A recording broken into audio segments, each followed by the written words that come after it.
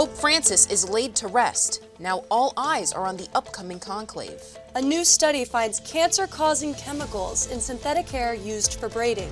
And even the tiniest collectibles will feel big impacts from the Trump tariffs. These stories and more coming up on CJS News.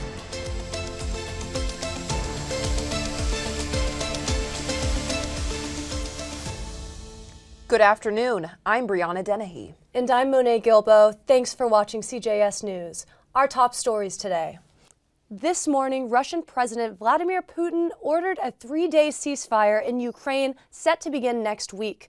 The proposed ceasefire coincides with a Russian holiday marking the end of World War II. The Kremlin says the ceasefire is a humanitarian gesture. Ukrainian officials say it should begin immediately and last longer than 3 days. The announcement comes as the Trump administration presses both sides to reach a deal, and heavy fighting continues across eastern Ukraine. Today marks 1 week since the death of Pope Francis. This weekend, world and church leaders attended the funeral as the 88-year-old pontiff was laid to rest. On Saturday morning, over 250,000 mourners gathered outside St. Peter's Basilica for the funeral. President Trump and the First Lady Melania Trump were there. So was President Vladimir Zelensky of Ukraine, President Emmanuel Macron of France, and Prince William. Closer to home, Columbia community members are also feeling the Pope's impact on their lives. Mary Boyce, a professor at Union Theological Seminary, remembers meeting the Pope back in 2015. When he looks at you, you are the only person in the room at that time. It's momentary. I mean, there were others waiting to meet him.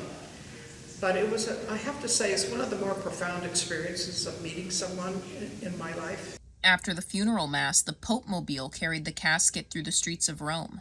The Pope was buried in the Santa Maria Maggiore Basilica.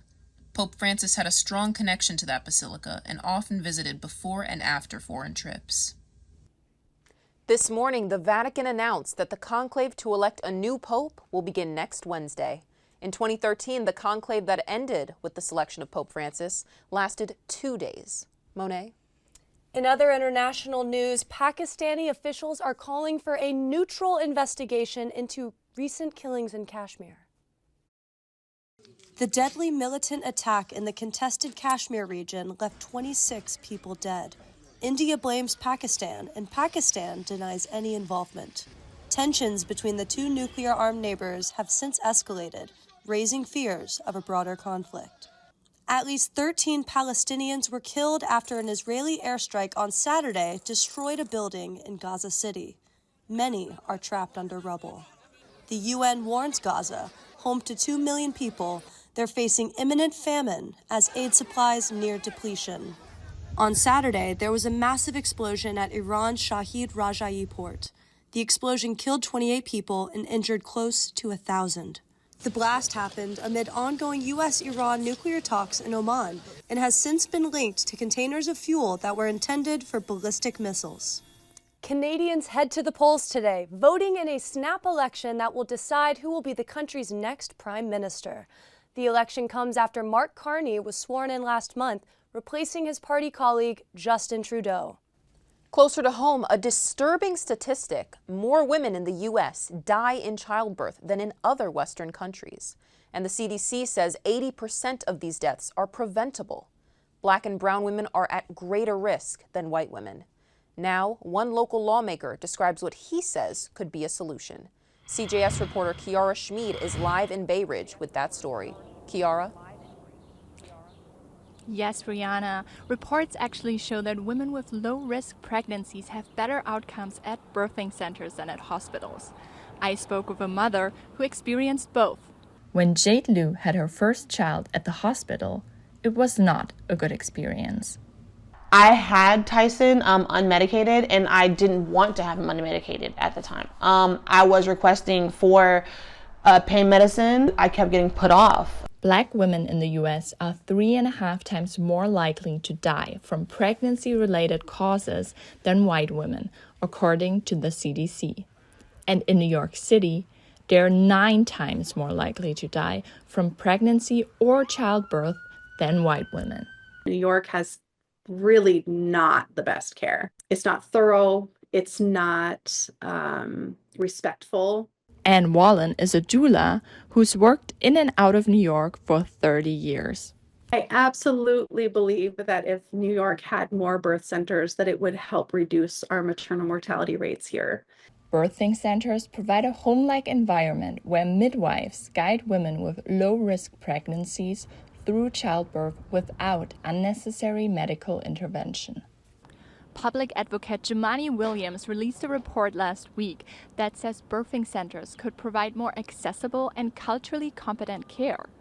This could lead to a safer birthing experience for Black and brown women. Black and brown women often face discrimination in hospitals. Birthing centers take them out of that setting.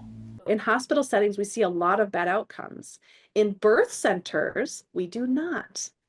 And the reason we do not is because that function of the body is respected. That focus is why Jade chose to have her second child at the Brooklyn Birthing Center. Anything I said or I needed, it was valued, it was heard, it wasn't second guessed. I just feel like women need that. Women need that. Black women for sure, we need that. Right now, there's only 2 birthing centers like this one behind me in all of New York. Jemani Williams' report calls to remove complicated licensing laws that will make it easier to open centers. Live in Bay Ridge, Chiara Schmid for CJS News. Thank you, Chiara. Energy bills are rising and New Yorkers are feeling the heat. Some activists are calling on lawmakers to ease the burden. CJS reporter Jayla Everett is live at City Hall with that story. Jayla.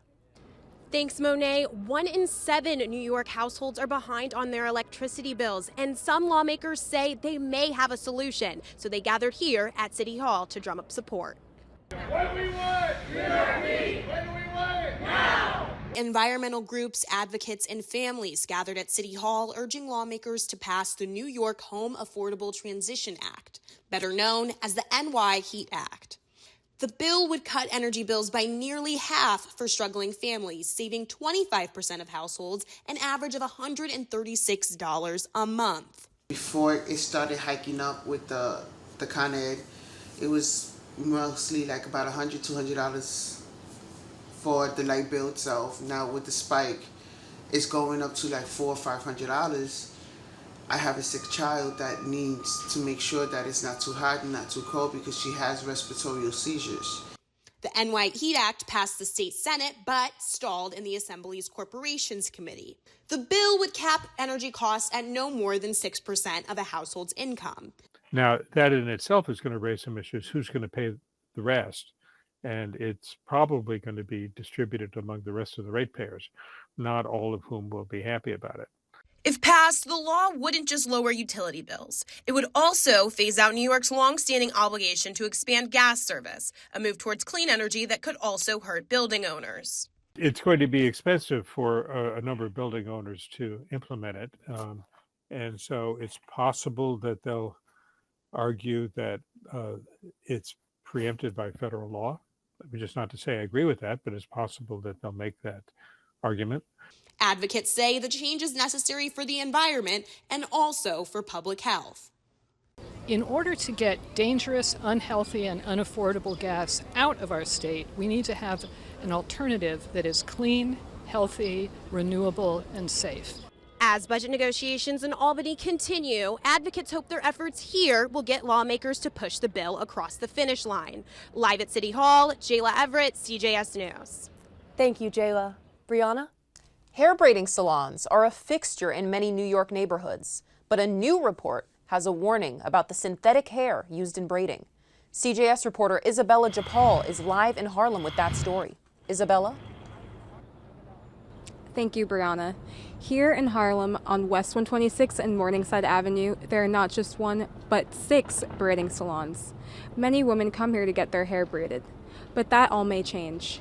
A recent study by Consumer Reports found hazardous chemicals in all of the synthetic hair braiding that they tested. It was a headline that shocked the internet.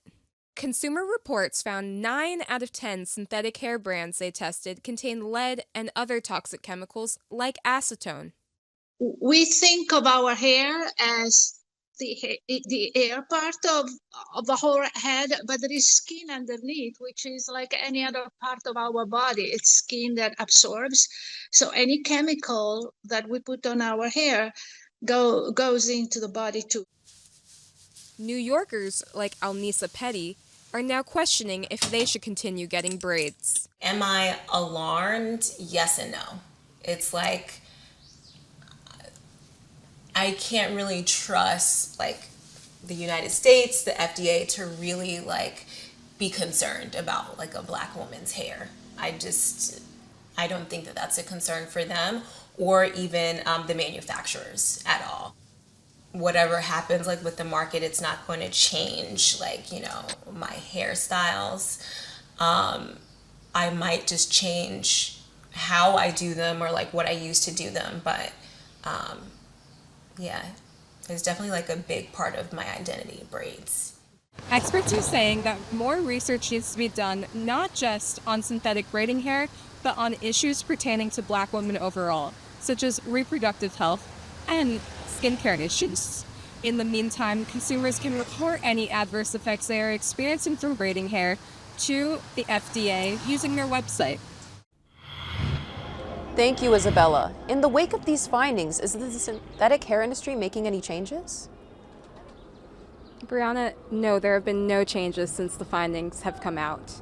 However, experts are still advocating that more research needs to be done in this field, particularly surrounding the effects of long-term exposure to these braiding materials.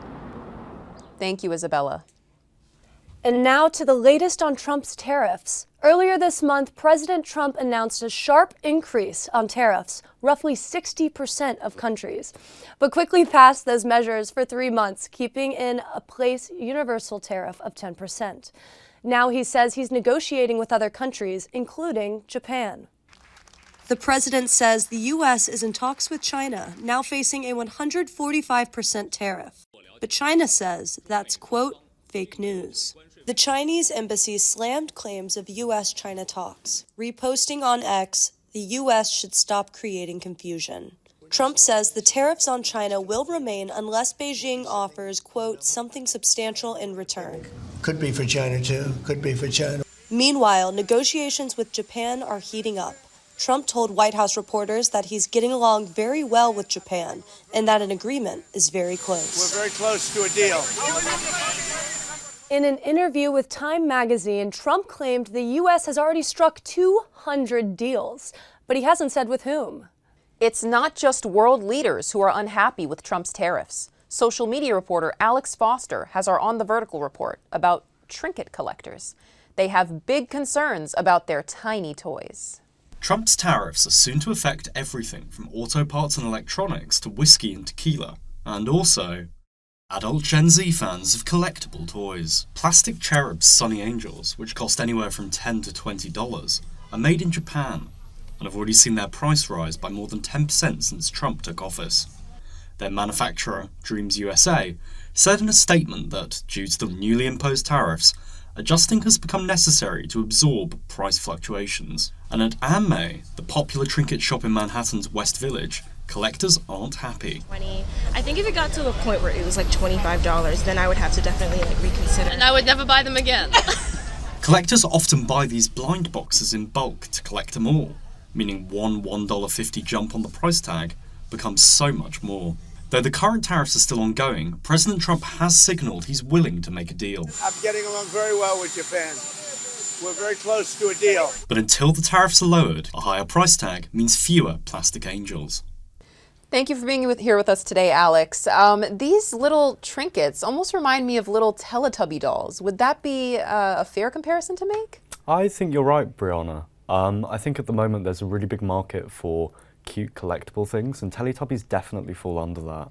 I'm sure down in the shop that I went to over the weekend that you could buy a Teletubby plastic toy of your own.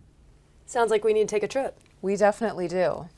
And now from toys to tackles, the NFL draft was held at Lambeau Field in Green Bay, and the first round drew nearly 14 million viewers. Shedeur Sanders did not get selected in the first 4 rounds. Sanders is the son of Hall of Famer Deion Sanders. The news made waves online. President Trump blasted NFL owners, calling them, quote, stupid for passing on the 23-year-old quarterback. Shedeur was ultimately drafted in the 5th round, picked by the Cleveland Browns. Also notable, first-round pick Derek Harmon lost his mother just hours after being drafted by the Pittsburgh Steelers. Cam Ward was selected as the first overall pick by the Tennessee Titans. Travis Hunter was number 2 in a bright pink blazer, celebrating with a victory dance. While football season is still a ways away, summer is just around the corner. So it's time to find your next beach read. CJS social media reporter Fiona Sullivan takes us to a midnight book launch in Brooklyn. All about the latest craze in the book world, romance novels. Okay guys, it's midnight at the Ripped Bodice and the crowd is here for love, literally. As Emily Henry drops her next book, you can't help but wonder, is romance the biggest thing in books right now? 7, 6, 5, 4, 3, 2, 1. The launch of best-selling author Emily Henry's latest novel packed the Ripped Bodice in Park Slope. With the help of social media communities like Book Talk and Bookstagram, romance is hot. I like when the stakes are really high in other ways and then the romance is just elevated by that. According to Publishers Weekly, sales of romance books rose almost 9% in 2024. The genre is a consistent top seller. Romance books feel like falling in love when they're done really well. It's not just them who end up together, it's you. You're along for the ride.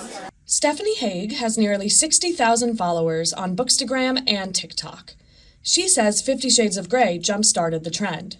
I do think it was one of those first books that explored women's sexuality and kind of their freedom in making the decisions about their relationships and what they want in a relationship, in sex, and a man. It's not weird to read romance anymore, which I think is really awesome because I don't think it was ever weird.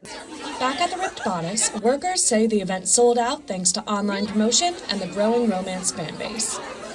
Looks like it was a fun night. Tell us a bit more, Fiona.